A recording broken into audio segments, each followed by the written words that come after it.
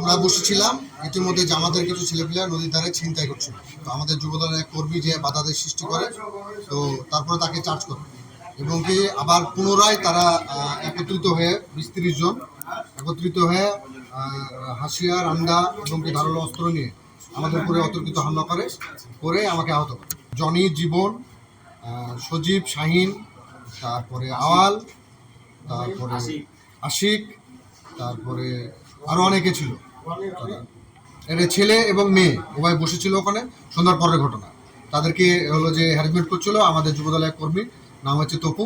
সে হলো যে বাধা দেওয়ায় এবং কি পরবর্তীতে হলো যে ওরা একত্রিত হয়ে আবার হচ্ছে যে ধারালো অস্ত্র নিয়ে হাসিয়া কান্তা এবং কি পিস্তল নিয়ে এসে আমার উপরে এবং কি আমার ওই যুবদলের কর্মীর উপরে অতর্কিত হামলা চালায়। আমরা দুজনে আহত, মেডিকেল এখন। আমার চোখে সমস্যা হয়েছে, রক্ত জমে গেছে, এখানে হয়তো অপারেশন করা লাগতে পারে। এখানে মেবি হাতে কি ছিল আমি বলতে পারবো না, তবে ধারালো কিছু ছিল।